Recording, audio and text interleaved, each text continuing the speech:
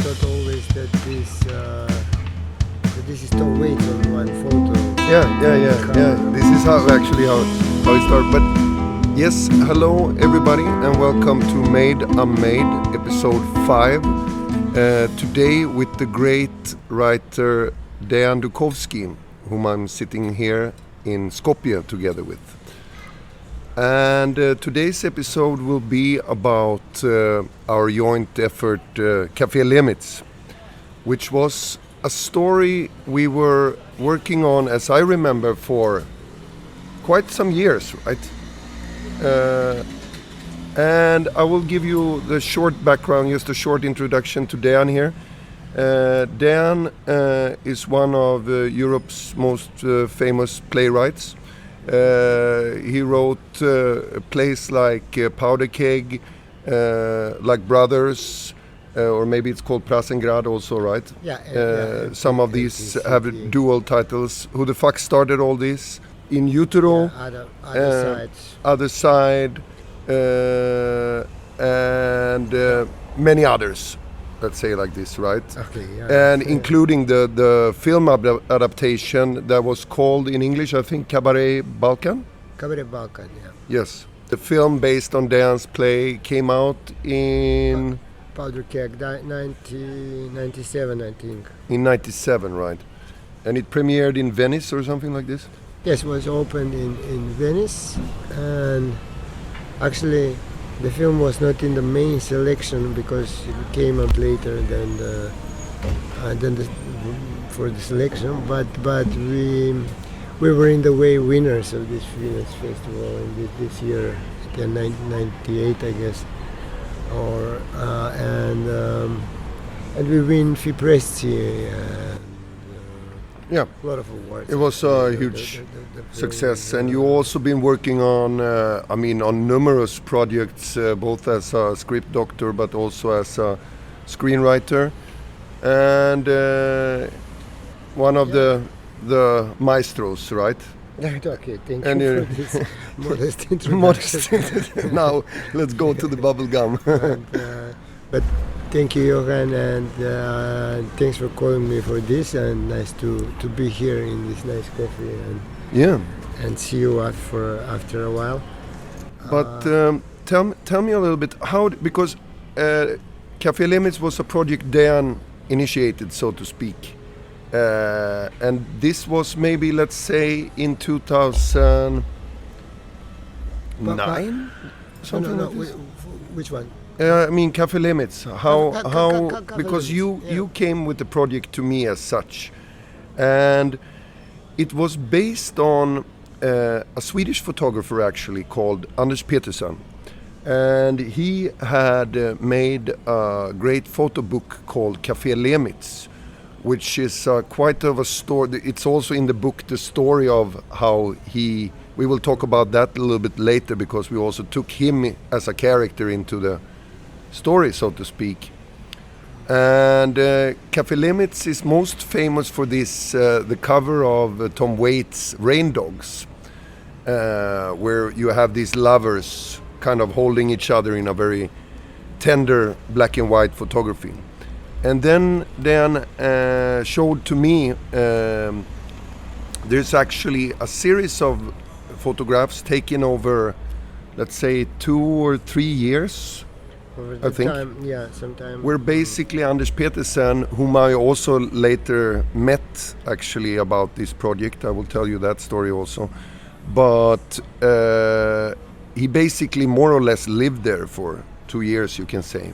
And Café Lehmitz, tell us a little bit about what was special about this place. Well, okay, as you know, that time I was living in Hamburg for some years. I worked quite in Copenhagen, and we were seeing each other. But I lived in Hamburg, and close to Reeperbahn and this street where the Café Lehmitz is, the actual Café Lehmitz, and I get really very much inspired somehow from the book, seeing the book, and actually maybe more. Yes, the photographies are amazing. I mean, wonderful, and also but also the story behind them, I think, was a trigger. What we spoke and it was this every picture tells a story kind of. So it was also very, for me, I was very intrigued by your approach to it, that you take a photo book, a visual book, because there's so much. Café Lehmitz was open, a bar also open 24 hours, right? It used to be. It used to be in this particular time, and I think the pictures is from the late 60s, maybe in this shift actually between, so you have all these important years like 68, the student revolution, you have 69, you also have the 70s, which is kind of like the beginning of the end for this kind of very bohemic, youth also. And in these pictures, basically, Anders Petersen is showing us a world which we. Yeah, but first, what I think it's very interesting to be said is that in that time, this coffee was a sort of real underground, yes, if you can say yes. so, because this was 24 hours open, yep. And a lot of this kind of really low working class, like a lot of prostitutes, a lot of this unemployment people, homeless people, etc. was a kind of shelter for a lot of people in a way. But as a mixed with people just coming here to drink and a lot of decadency from the years and time and Reeperbahn itself, the street, million of bars and clubs and everything around Red District. So in the way this milieu was for me very potential, very much something like. And the story of Peter Anderson itself, because this 1.5 page in front, written, which is not a photo, it's a great story. And actually, me and Dejan's take on it, we met then in Hamburg, and the idea was to tell the story actually through Anders Petersens' story, and Anders Petersen both writes this in the book, where he revisits Lehmitz many years later, and he also told me this story when I visited him in his atelier in Stockholm, and we got the blessing basically from Anders to make this film. So what happened was that Anders Petersen was a guy, he was 18 years old, or actually even younger, when he was in Hamburg with his parents, lived there for a year. And he fell in love with this beautiful girl called Varja. And Varja, she had this, I never heard a man describe a woman so beautiful as this photographer described Varja. She had like acre blonde hair, these very high cheekbones, a little bit white in the face, a lot of energy, was kind of shining person.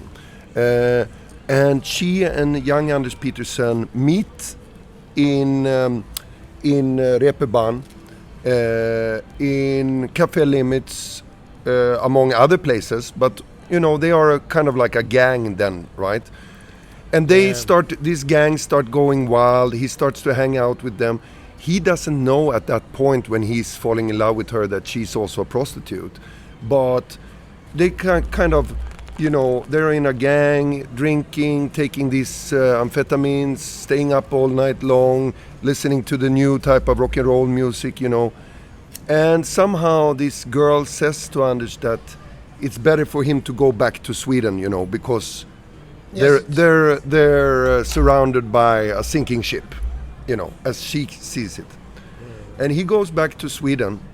And then he goes into photographer school, Christer Strömholm's famous photo school in Stockholm. And they get this from the school that they should go and make a photo series about a time in their life that meant something to them. And Anders Petersen goes back, of course, to the place where this girl, he had this enormous love for her, Yeah, he fell in love. Yeah. Actually. Yeah. Going back to this place, because Lehmitz was the last place she was seen at. And then... This was the only truck. Yeah. How to find her, Café Lehmitz. Yeah, and this is kind of like the last piece where somebody saw her. And when he comes back 2 years later, he told me all the friends, let's say 50% of the friends are dead, overdoses, completely different times, you know, for him to come back to. And this Varja is gone.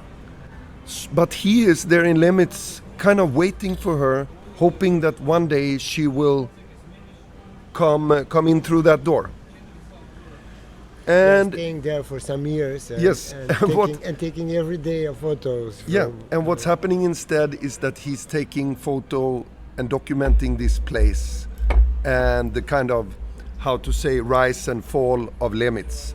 Because also what he told me was that within these 2 years he stayed at Lehmitz, you know, it also started that the people there of the place, they started to pick up the camera and take pictures, you know. Where they were like, look at this now, Anders, you know. And so he became friends basically with everybody who had these Lehmitz as their home. But he could never find this girl. And he said to me back then in Stockholm a couple of years ago, he said, I'm still hoping for this girl. He doesn't know if she's dead. He doesn't know what happened to her. There were some rumors, some bad things happened to her. But she disappeared, literally disappeared. And he still to this date hoped that she will walk in through the door, you know. And then me and Dan's idea was to make a film with this kind of photographer as some kind of narrator, witnessing these other stories, 3 stories we had, right? Actually, we had more, but it kind of come down to these 3 stories based on some of his photographs. You know, me and Dan looked at this photograph and said, this could maybe be the story. Yeah, so tell a little bit about that, Dan. Yeah, actually I remember that we had a lot of speak over this structure, because we had this basic narration of what you actually now told as a Peter Sanderson story, which is nice, beautiful, as also as a motive of the film, or the photos from the book, as a sort of atmosphere. And I remember also you were into this story, the girl with the green stockings, you know. Which is that was some kind of archetypal story about a girl who disappeared, right?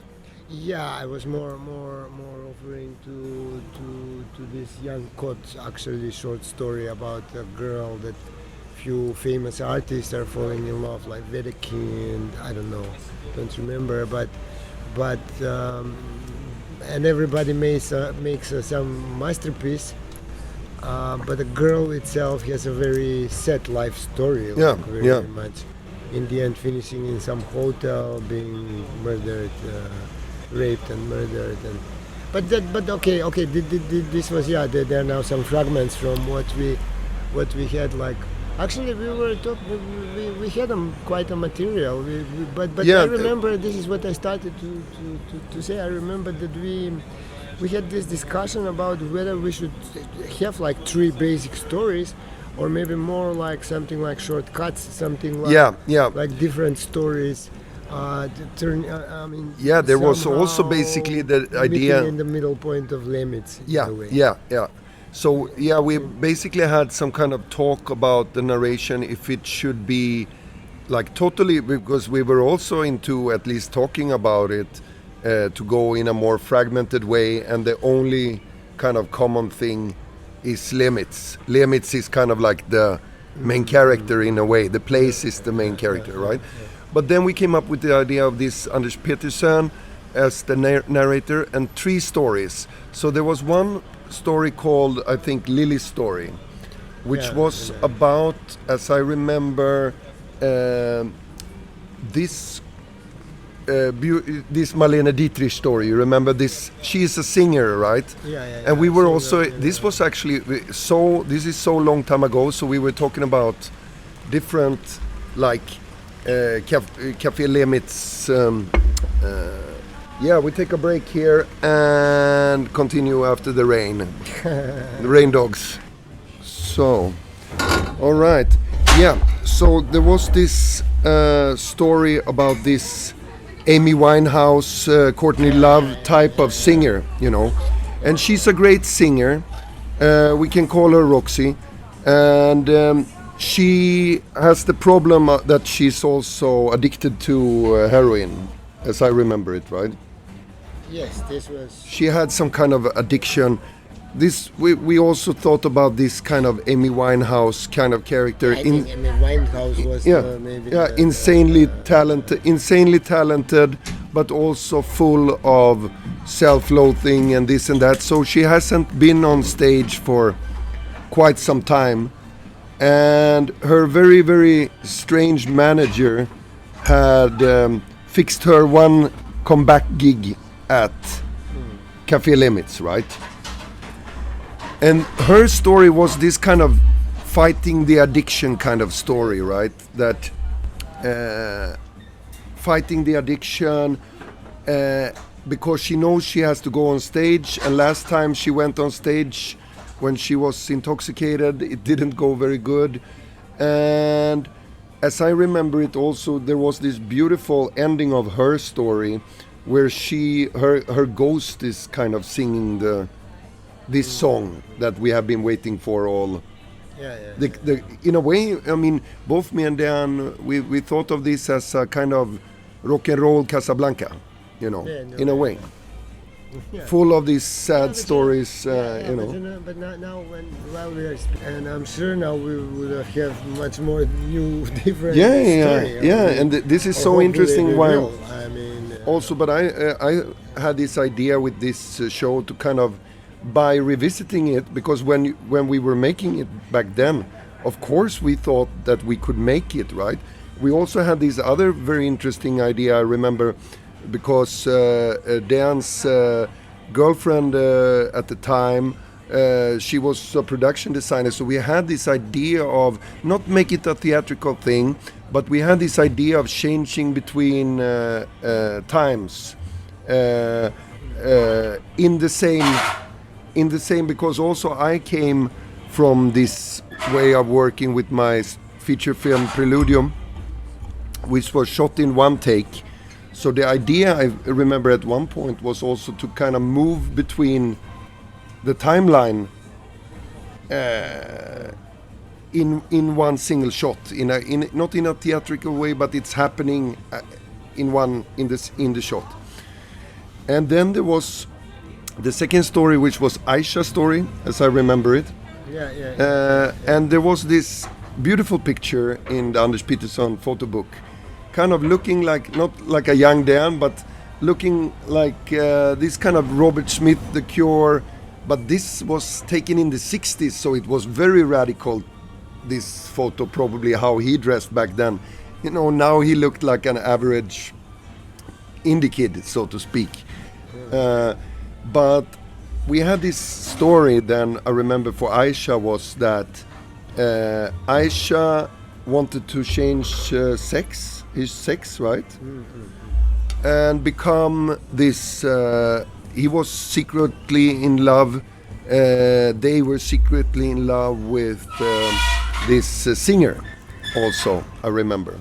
But then the backstory of it, the kind of past of this Aisha is coming back, because Aisha is of, I think, was of Albanian heritage in the story. And his father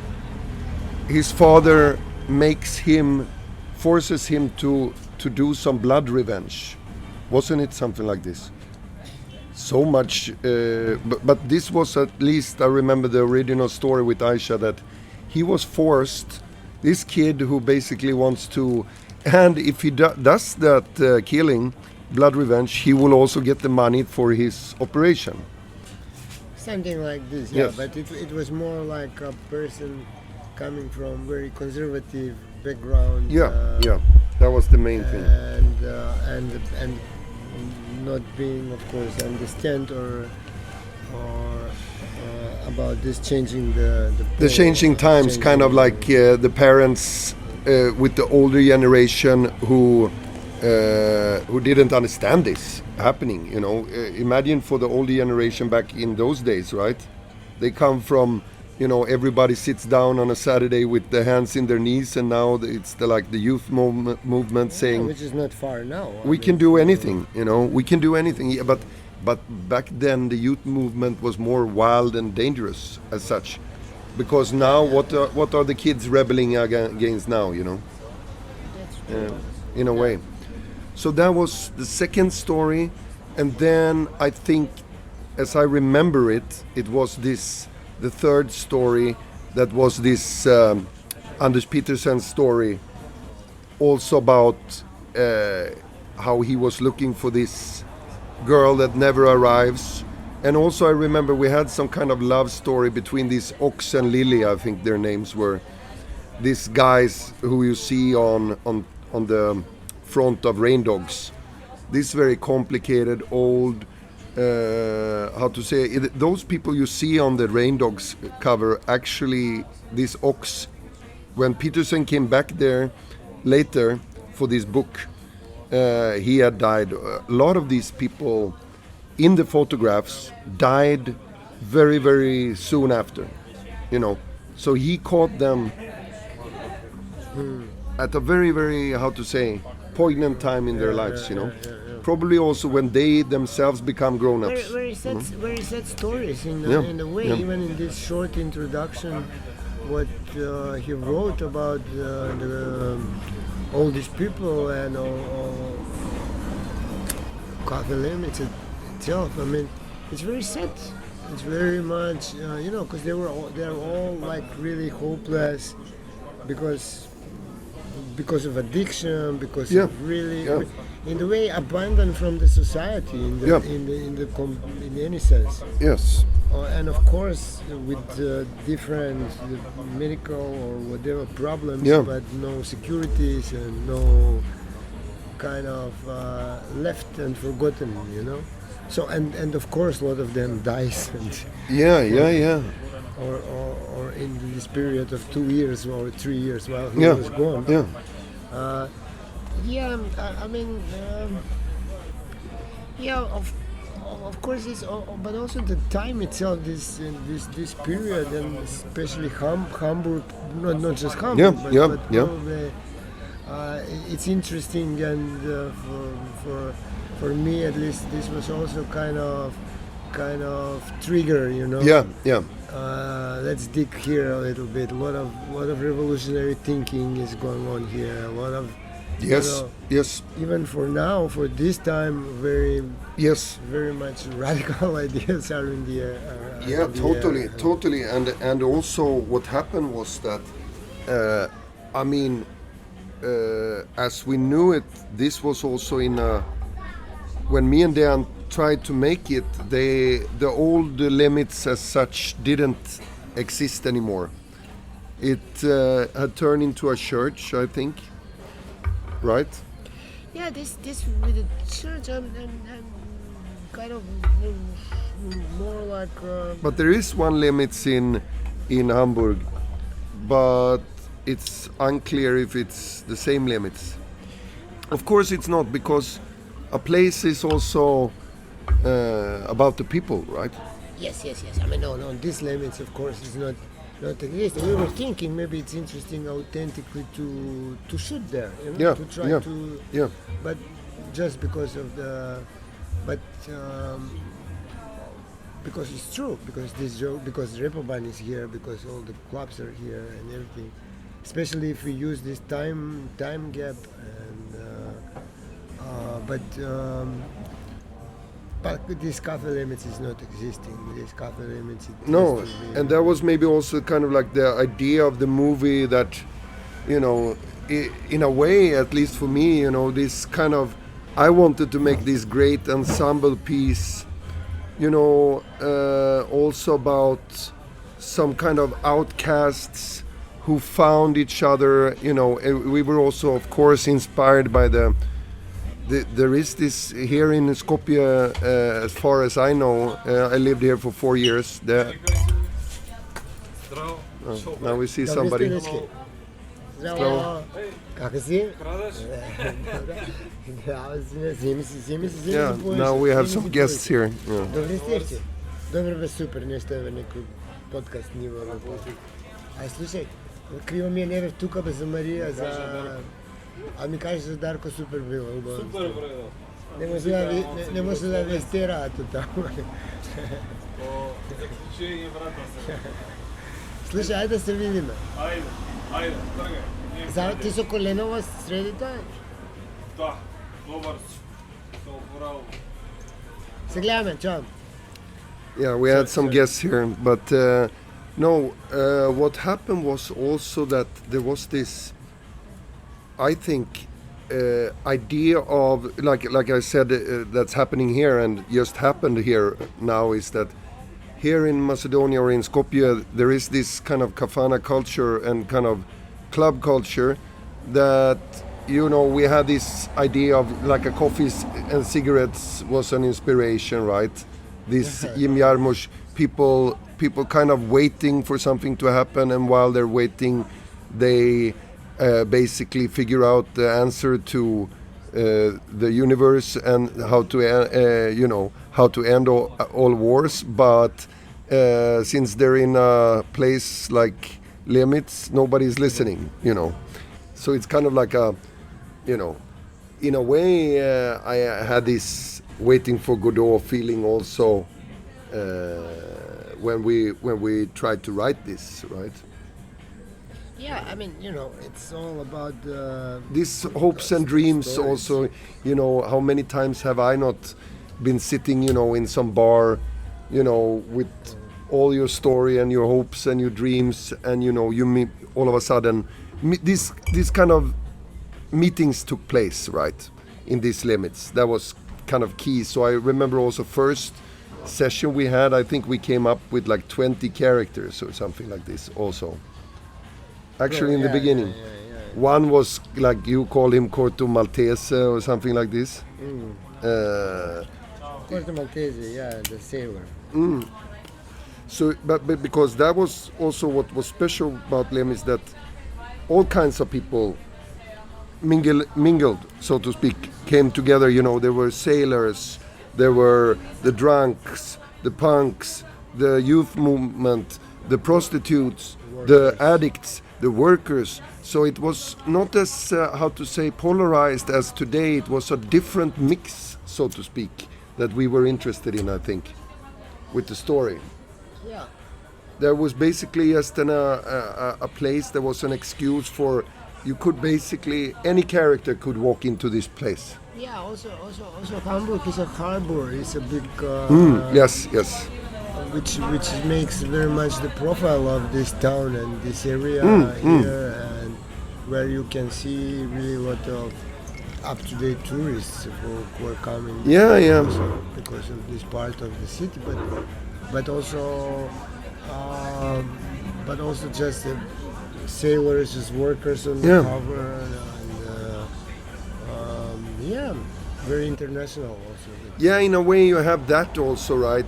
So it's not like something me and Dan makes up, that this girl who's gonna do her comeback, that it's actually a chance for her to do this kind of back to the roots comeback at Lehmitz, you know. In Hamburg. Hamburg. In that time, Beatles are there. I mean, Exactly. Everybody's there. Everybody's in there. Tom Waits is there. No. Actually, the story of how Tom Waits, he saw Anders Petersens pictures from Lehmitz, and he, of course, it looks like it's Tom Waits in the arms of a woman on these rain dogs, right? It looks like him. But it's not him. No, it's not him. It's a guy called Ox that we also had in the story. He reoccurs in different pictures, you know. Yeah, and also this half world people. I mean, this how to say, very much on the age people, full underground, who, with a certain way of humanism in the way we wanted to see it or to show it. But Yeah, yeah. Actually, I'm quite sad that Yeah. we never did it. Yeah, and I don't, as I remember it, I tried to take it further to the institute, as I remember. I think we got no.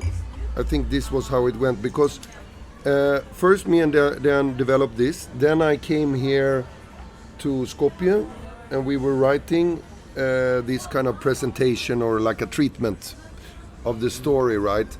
And we had written actually scenes and everything. There were we had worked this through a lot actually.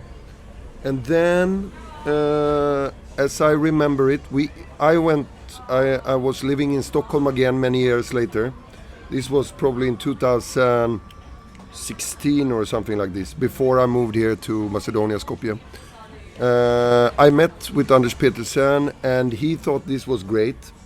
He saw my previous films, and he was like, "I like your films," he said. They're more like life, you know. Things doesn't pan out the way you're used to or what you expect them to, but in a very realistic way. So from him I was very, very happy also for me and Dan to get his blessing, because that was important, and he thought the idea of how we wanted to make it was great, you know. So he was very, very supportive, Anders, and he's still, to my knowledge, I think he's one of the great photo artists there are, I must say. But so we got his permission. I think I teamed up with some friends of mine, that Peter Fransell and his partner, and they went to the Film Institute. We got no. So actually Lehmitz stranded there. And then when I came here to Skopje, me and Dan, we always went to a place called Laika. I don't say that Laika was like Lehmitz, but it had the same kind of motor in it, you know, a place where people meet, this kind of subculture, punk attitude, but, you know, basically just a small place for us, all the friends, to meet and share our crazy visions for, you know, share the life. And Dan was also, we're both friends with the owner, Jana, who wanted to start a great rock and roll club in Skopje. When did they start Laika? At 90s. In the 90s, huh? I think, yeah, I don't know. And it was such Probably a fantastic place. End of 90s, yeah. One of the reasons I wanted to make Lehmitz was because I couldn't go in a fucking time machine to Lehmitz. I wanted the film to be that time machine, but the closest thing that I got to what Lehmitz was in my imagination was like a here. Yeah. You know, because it was a very, very nice. Okay. Maybe also the time we spoke about this idea was actually also personally in my life was kind of turning point. Yeah, you know, yeah. I was, at That time, also had a how to say because I think you were moving back then, right? something like this. Yeah, at that time And how long did you live in Hamburg? I was in Hamburg for like 10 years. Or 10 around years? 10 years, it was Wow. more. And then I worked, of course, a lot around and a lot in Copenhagen. Yeah, it should be said also Dan was working at the theater in Hamburg, right? Yeah. And a lot of his plays were actually premiered either in Germany or Denmark. Yes, in Actually, Copenhagen. before here, the later I- ones, actually, right? Yeah, I worked a lot in Copenhagen. I was lucky to work with Simon Boberg, Yeah, which you yeah. know, it's also your friend. And he was translating and directing in Plan B, in Mammoth. I met you when you were doing like Brothers in Plan B. Yeah. And I, through our mutual friend Jakob Cedergren, a great actor that you heard in the previous episode, he had played one of the characters in Dejan's Powder Keg. And he always said to me, you know, there's this guy from Macedonia, I think it would fly sparks around the two of you. I think you would really enjoy working together. So I remember you were standing there in the bar, and I said, "Mr. Dukovski, an honor to finally meet you," kind of. And since then, me and Dan had a friendship and this thing going on, because then you were living in Hamburg, right? Yeah, I was living in Hamburg, and this was somehow, of course, this one of my Hamburg ideas, you know, like I still love. I think you just had gotten when I met you. My daughter is in Hamburg. Yeah. I'm going very often and things, but I was. So yes, this in a way for me it felt how this came about in Hamburg, that it was also your Hamburg film, so to speak, right? That you wanted to make, yes, of course. right? Of course. We both like this Gegen the Van, me and Fatih Akin's film. We both liked that, but we wanted to kind of like do something more, even more Hamburg film, you know. Yeah, of course, we were counting on this, that we will speak with a lot of people who are there, who know this, who are part of, involved somehow in film. A lot of people who can tell the story from inside, how to say, Yeah, or yeah. help for Yes, the story yes. from inside. We were not pretending to know No. everything, of course, but we just liked the possible, putting our film here. Yeah. Basically, because we like the idea, we like the, and the thing is that somehow, you know, far from eyes, far from heart, you know, when you, but we had this idea going on still, and I hope one day we should make it like in a more mature view of it. I think actually, you know, if let's say, because if I was to make this one now, I would definitely go with the Anders Petersens story. A photographer comes to this bar looking for this woman that was last seen at this place, and there goes different stories of what happened to her, but he decides to stay there and take some pictures while waiting, kind of. And through his lens, then, for example, we follow the first story about this singer, you know, then we go back to the photographer, we follow the second story about this Aisha guy, and then a third story maybe. And in the end, somehow all these threads, because I think we actually had done something good like this, how all these threads went together. Yeah, in the end, actually, what was for me, what was kind of focus of story. Yeah. If I have to Yeah. say the story Yeah. in a few minutes, it's just having this Café Lehmitz and the book itself and the story of Andersen Yeah. itself, I mean, Yeah. which is documentary part of Yeah. our idea. Yeah, Let's say. yeah. Just to put through the stories and coming out with this story of the book, of the photos, of the time, Yeah. you know, of just a certain time So connecting. you some go in stories. there, and also like the idea, you go into Lehmitz, and when you go out, when we leave, I remember also how it was, like you go out there, not a new person, but in a totally different state, you know, from have been in this kind of world within a world, so to speak, Yeah. as I was thinking. It's a planet of full drunken escape and Yeah. Everything is out of the completely upside down, you know. and, Yeah. society, but actually like a mirror, like a Yeah. reflection Yeah. of the society, which was very cruel. in Yes, Balkan. yeah, super cruel society. Almost like now.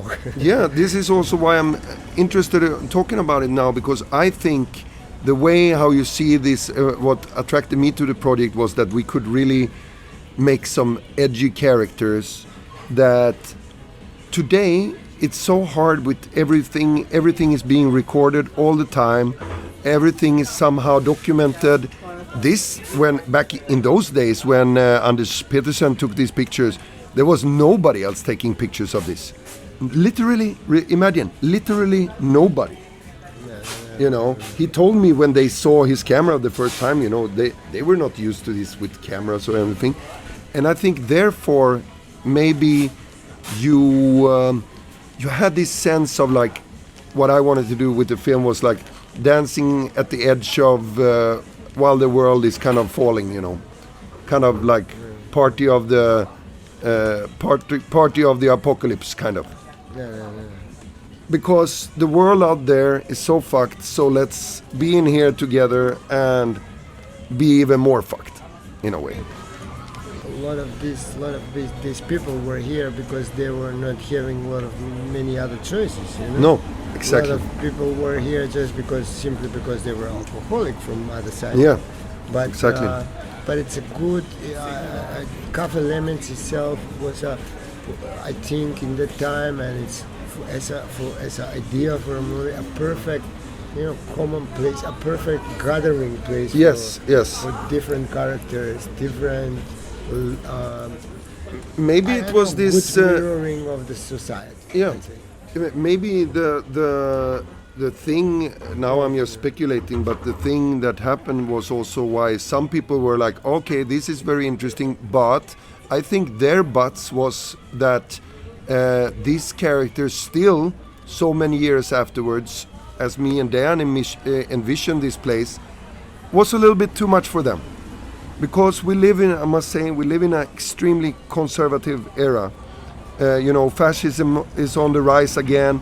Everything, also like what was happening back then, with the older generation who doesn't understand, and so on.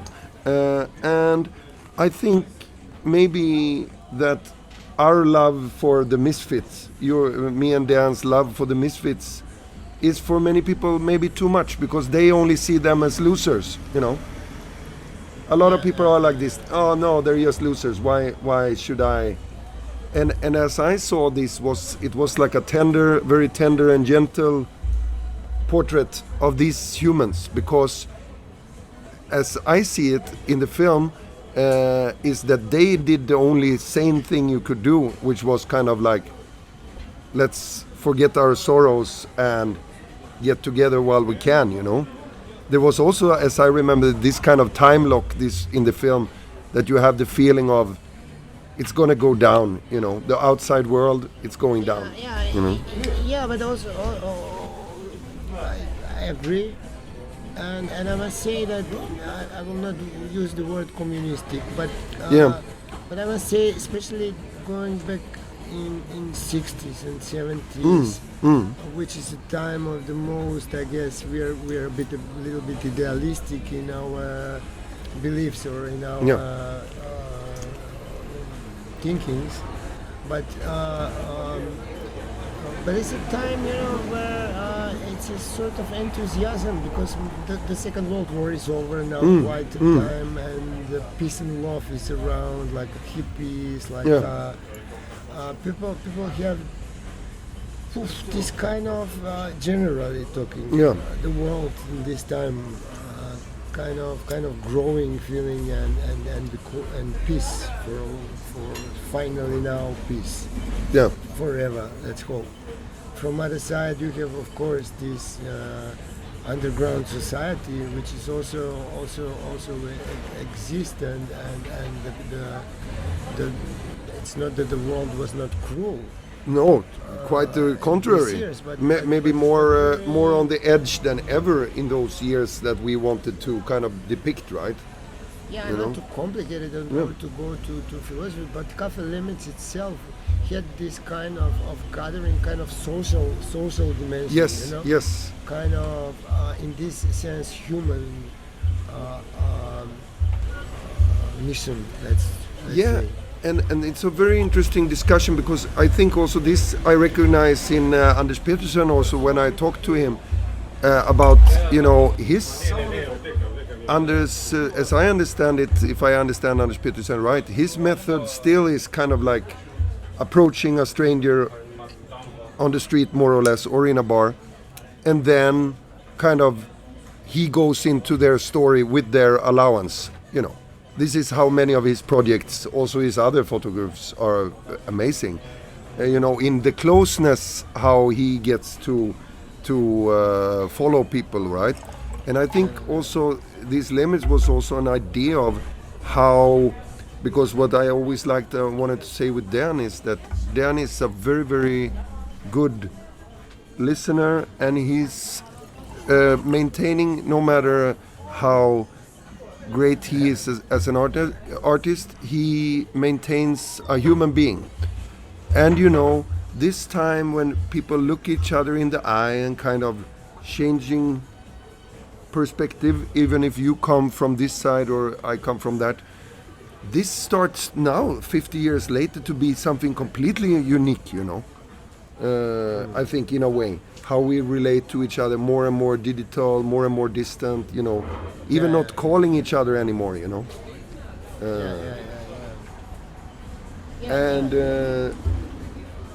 And I think that the young generation is missing these kind of oases. Like when we started, maybe we were younger, maybe a lot of time passed. But when we started to speak about this, I was not thinking so much like old history, you know. No, not me neither. Now, after they speak about cut to 15 years, reality, this looks like a fucking, I don't know, prehistoric. Yeah, time. prehistoric, BC, Lehmitz BC. Yeah. These beautiful 60s and 70s. Yeah. But there is something I kind was of. born in 69. Yeah. It's a good year. I mean, I didn't even know. I wasn't even born. But this kind of also what I think today is like, you know, these kind of discoveries. You know, that today it's much more like everybody. Oh, look at this. So everybody go there. But then it was spread in a different way. You know, and I think for me at least, I mean, I grew up in a punk community, so, and I think also me and Dan, we share this idea. I mean, many times we have talked about this kind of collective, you know, for real, because I believe that if you're going to break out of these mental walls here in this society, you cannot do it alone, you know. And that was interesting also because all these characters, I mean, in the film, they were very much their own, and they were all kind of like lonely people outside this Lehmitz place, but inside they found the connection somehow, right? To belong, because everybody wants to belong, even if you are the most odd person in the world, you want to belong to something at least, right? And paradoxically enough, I think today, whereas. And I generally think about this, and I want to say this to people who are like feeling that they're not accepted. I think also remember this, that what I liked about the punk movement was that no, we didn't want to be accepted. You understand what I mean? Now today everybody wants to be accepted by the normal and the mainstream. I think there can be also a kind of, you know, because something happens when you know it yourself, that something happens when you go mainstream. Right? Then it's to me not punk anymore as such. Then it's kind of like the outlines of it. Yeah, you know? Things are changing. Right? Now, I don't know. This we must do a different show. Yes, on that one. Yes. No, but tell me a little. Then as I remember it, Dan, was what happened with. So we applied for the film, and we got a no, and then we were getting ready to apply again, but then a Finnish team had started a document. I got a mail from Anders Petersen, and he was writing like, oh, there are some Finnish filmmakers, what's happening with your film, because these Finnish filmmakers, they have gotten some money from the Finnish Film Institute, and somebody told me also like, oh yeah, they're listed on, Café Lehmitz is listed on IMDb. But what happened to this Finnish project about Café Lehmitz, I never know. I don't think it got made. I don't know. So, and then I moved here to Skopje out of love, not for Dan only, but for my wife, Anna Georgievska.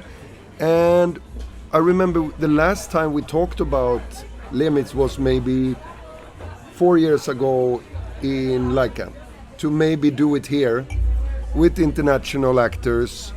That was also the idea to kind of mix all these great actors me and Dan know from Denmark and Sweden with also the great actors we know from here Germany. and everywhere, because Lehmitz was this kind of melting pot, right? So we also had the idea of casting both from, you know, some of the great Balkan actors that Dan worked with them all, and Yeah, but this was the somehow, Danish also. This was somehow Yeah. not anymore. And German. Not anymore the same. The same environment, at least for developing. Because this idea had its roots in Hamburg, Yes, yes. and Yes. and exactly this idea I think we should do one day, hopefully in Hamburg. I mean, Yes. no. Yeah, not I think in- so. I think that's the only way, because then it's another story. We can of Yeah. course do another Yeah. story called Laika. yeah, of course. You can always do like a shortcut But story. also here, what I really personally think it's a very nice part of this project, of this idea of ours. It's Anders Petersen itself, as or this book in this case, as a certain masterpiece of the time, you know. Yeah. Something that got some spirits from a certain time and certain place. Yeah, of and course. I was kind of thinking about, you know, Once Upon a Time in America, where Robert De Niro comes home as an older man, remembering his days as a gangster. You remember this film, Once Upon a Yes, Time of in course, of course. the great one. So I was kind of thinking the film like this, that not that he's that much older, but coming back, and with his images and his photography, we transported back to this very time. Yeah. Also, in his story, when he first met this girl in Lehmitz, you know. That was my idea also, and I think really we're on to something here, Dan, still after all these years, you know, this kind of, because it has something that everybody I think can recognize themselves in, you know, this kind of somebody who got lost in this life and disappears, you know, that is kind of like the motor of, No, but you know know. what happened with me in a lot of times. I mean, a lot of times, few times. But some ideas which I had and somehow never happened in the time they were supposed to, probably, or I wish them. the whole to. show is about that, by the way. But then suddenly later, somehow, in Yeah. a completely unexpected, different Yeah, context, it's coming. You know. yeah. So. And in a way, it's coming to me now when we talk about it, you know, because you're kind of transported back, not to all the times we have been writing and talking about this. Yeah, me too. But you know, the flow. I remember it was this kind of. It was this. We tried to find some kind of flow, I think, and maybe that both worked and didn't work, because we wanted it to be one night in Lehmitz. This I remember. We wanted everything to take place in one night. One And of the ideas. We get yeah, different, we had different ways of narration, but as I remember it, it was this. What we landed in was that we follow through Anders Petersen these three different stories that takes place in three different nights in Lehmitz. This I but think we landed in. No, but don't forget that we started first with more stories. We started with Yeah. 7 stories. Yeah, as yeah, I yeah, remember. You know, more like shortcuts. Yeah, and very small. Then we came, because somehow the story started to develop characters. Yeah, blah blah. yeah. Then we said let's not complicate it too Yeah, much. But yeah. I'm still not sure. Yeah, and I think also now when we talk about it, we had this idea of that the camera was kind of like going from, so you also had this kind of ongoing, how to say, when you come into Lehmitz, is that you pick up these stories and conversations, but they're not like full on like a film. Then you go from that story to another one, and to another one, and then we were writing different beats. You know, something happened. You know, the bartender, which was called Rick, I think, was you know, doing this, and.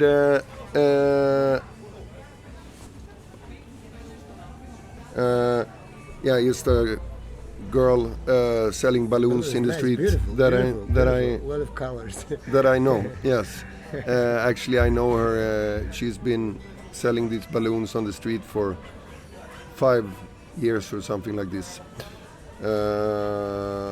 Yeah, that is a very tragic story also, but she always keeps her, how to say, spirit and positivity. Yeah, but I think in treating this story, simplicity is very important. Yeah, you know? yeah. Just to have a basic narration. Yeah, because the idea with was just that. emotions, you know? The idea was just. I think also if I would do it now, I wouldn't go so much into this, like 3 years in one night. It would just be one night, and I think also what I would like to do today, it didn't have to be.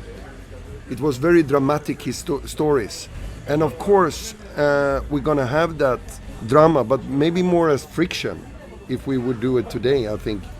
So, you know, maybe he doesn't have to take blood revenge and do all of this and that, you know, Hamlet, go full on Hamlet in one night, you know.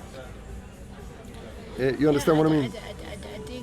I think we should try to go back once on this and try to find some money for develop it. I think so. If anybody listens out there and wants to see Lehmitz on screen, once again, the most beautiful piece of cinema you've seen recent years, you're welcome to contact us. No, seriously, because I'm sure we will find a good No, but space. actually also now I'm kind of like thinking, and it's not expensive film. no, Not necessarily it should be, you know, because we have this place and Yeah. Yeah, but the main thing was also like Dejan's force, I must say, as a writer, and I being a writer myself, is very rare that I feel that, oh yeah, okay, you know, for me sometimes the question is like, why some other writer? But with Dejan, this was a different effort because I'm a big, huge fan of Dejan's work, and also we had this idea of very simple dialogues, you know, which is Dejan's force, you know, it's not simple dialogues but great dialogues, you know. I remember, right? But then I'm kind of saddened that as I remember it now, I'm not even sure that we applied for the Film Institute. I'm not sure. I'm not sure also either, to be sincere. Yeah, we were at least giving maybe somewhere. I don't know. This, but we never get seriously. You know, Yeah. we never. And this is Okay. also something that can happen and happen many times to me, that this kind of love projects that you have, I mean, it was initiated by Dan and me, and somehow because they don't start out of that we have gotten some money to do this story. It started out of the curiosity and the love for the story, like it always does. And then somehow you get some other projects that is paying something, Yes. and this a film like this kind of goes into the drawer. And I remember, for me, when I heard about this finish that somebody else had gotten Petersens' blessing, I was like, oh, they got there first, you know, they did it. But now apparently when we talk about it and I remember it, they still haven't come out with this movie. So I'm really also wondering what happened with that, because if it didn't happen, and as I see it, there is only the way we wanted to make Café Lehmitz, this very kind of street extravaganza, theatrical, cinematic, crazy piece of movie, which would probably been like a little bit like a 70s movie as I envision it in the style, and you know, shoot it. I had the idea of shooting it on film, you know, in glorious black and white, you know, 35 millimeter and black and white. I think only we can do that film, you know, and the thing was a little bit like this because we had gone to Café Lehmitz, but the story that came out of it in a way, a different story out of our imaginations from this time and these pictures, you know. Yeah, yeah, I agree.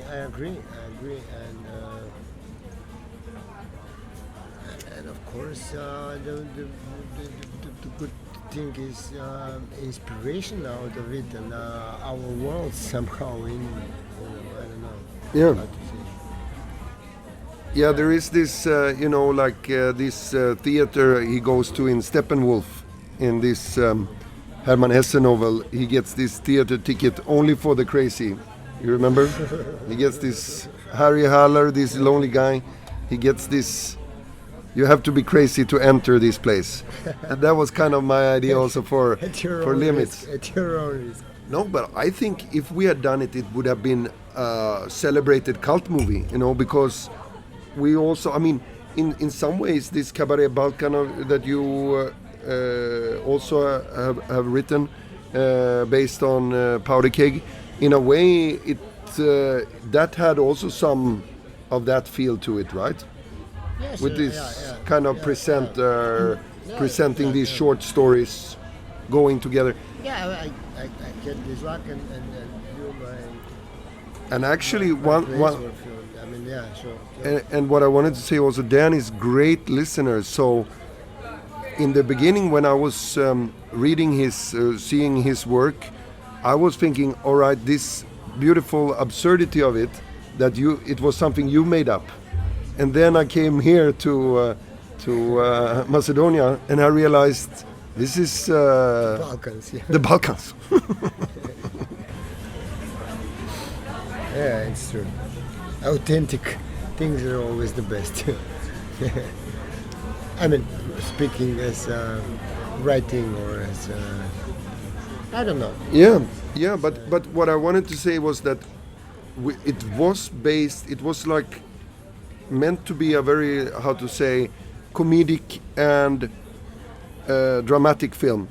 But if I would make it today, I would emphasize more on the comedic elements and, how to say, the warmth that these broken people have between each other. Because this is kind of like the main theme of this, that there's so much love and affection inside this crazy place, and the world outside is a crazy place. So you kind of go there, you escape your sorrows in a way, but there was a lot of tenderness between the people as I saw it.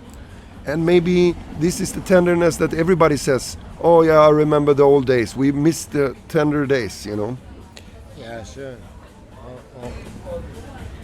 Yes, exactly. The times are changing. Different pressures, different. Yeah. You know, it's and we're much more selfish timing. Yes. You know. The eye.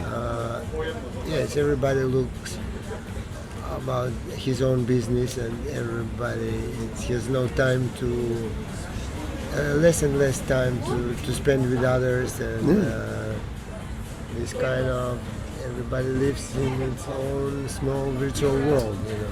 Yeah, and feel that they don't have to share things because they have shared it online. So they're like, oh, but don't you know? Like, but maybe the things that you don't share online is the only thing that's interesting, actually. You know. You know, and also this. But this I like with our friendship that started with this film in a way, is that we remained humans to each other, you know, and friends, you know. And our in the end, our story, our life stories. Yeah. Somehow, this intercourse, like what was one of these ideas of Lehmitz, you know, one of the for me good context of Lehmitz, just this crossing some stories, you know. Yeah. Every friendship is this. Yeah. But you have the. I think we could have pulled it off and make a great film, because I also remember I was coming from the height of making a film in one take, where all these stories go in and out of each other in a kind of, you know, Arthur. Some people said it was like Arthur Schnitzler's Traumnovelle, which you know, where characters Yes, are yes, passing in and out of each other's stories, and somehow it fits together in by this And how it, you know, in a bit like life is also, you know. in their own universe, but the stars are meeting. I mean, every star in the universe has its own orbit. But Yes, they're yes, meeting yes. Sometimes and crossing and blah blah. No, but I think it's very and true what you're saying. This also, that I think the problem is today everybody's talking about I. It's kind of inevitable to talk about I, but they don't know which I they talk about. You know, because there are many I's, so people are confused. You know, Myself and I. me, myself, and I. Are you talking? Which are you talking about?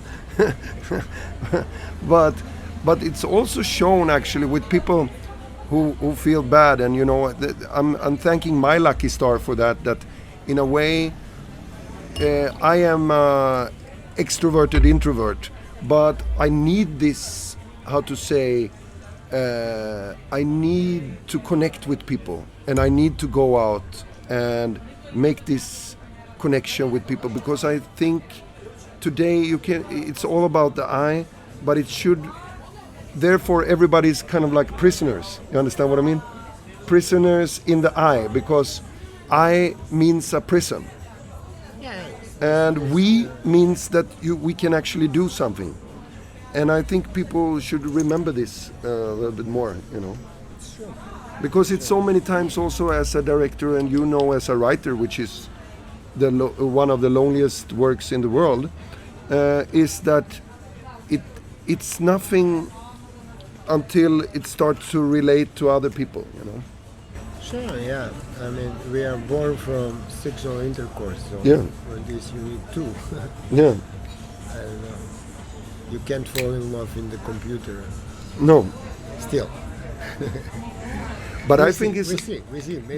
But then also as a maybe the finale, can't you tell me the story that is in one of your plays, this about the stray dogs?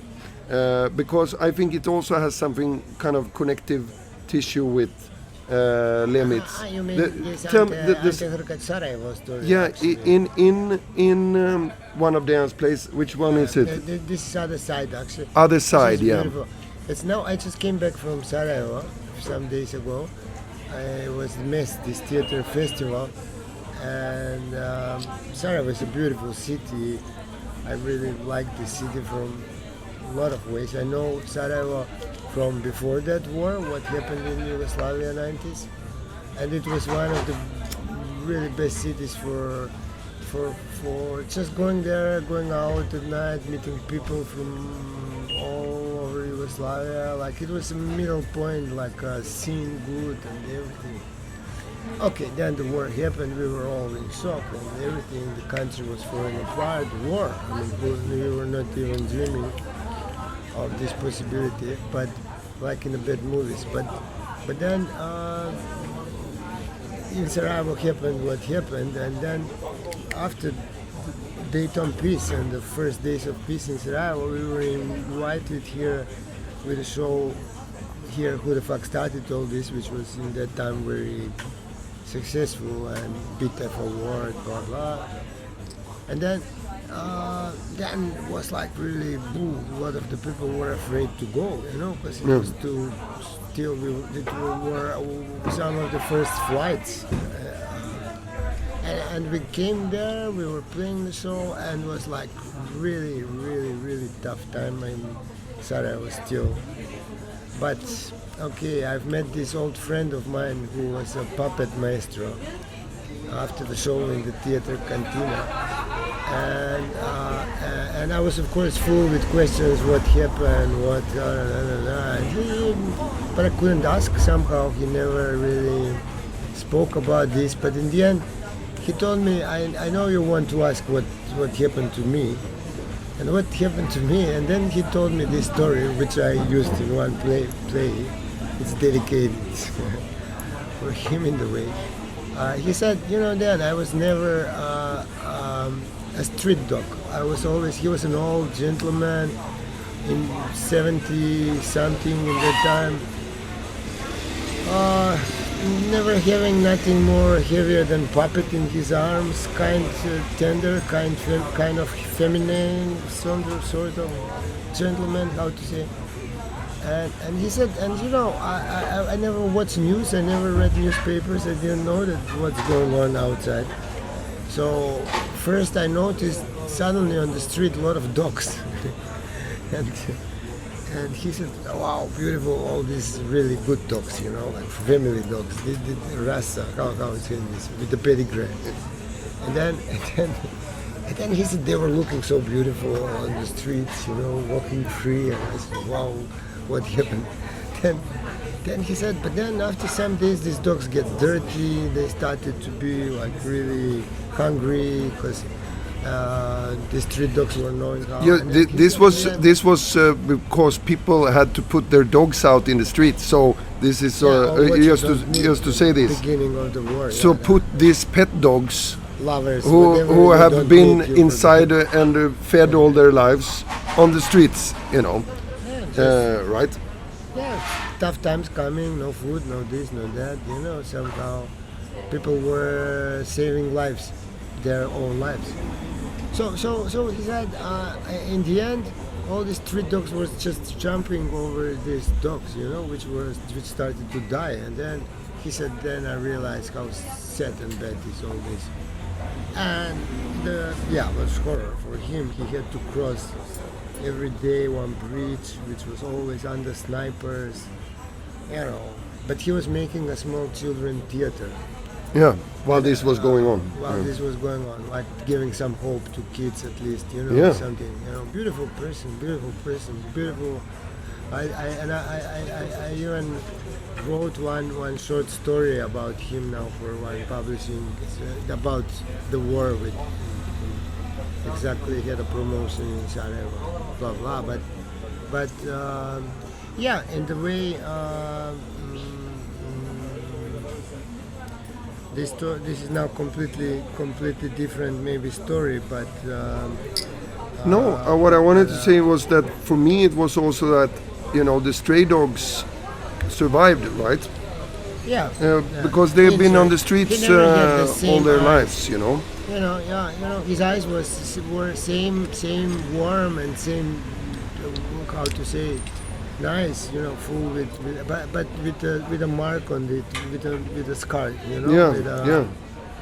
But this for me, maybe now he survived. Yeah, he survived, right? And for me, it was also this kind of beautiful story about those kind of people. This Lehmitz. Now, I mean, in the spirit. You understand what I mean? Yeah. Because in spite of all these tragedies that was going on in their lives, they tried to stay human. Or something. And alive.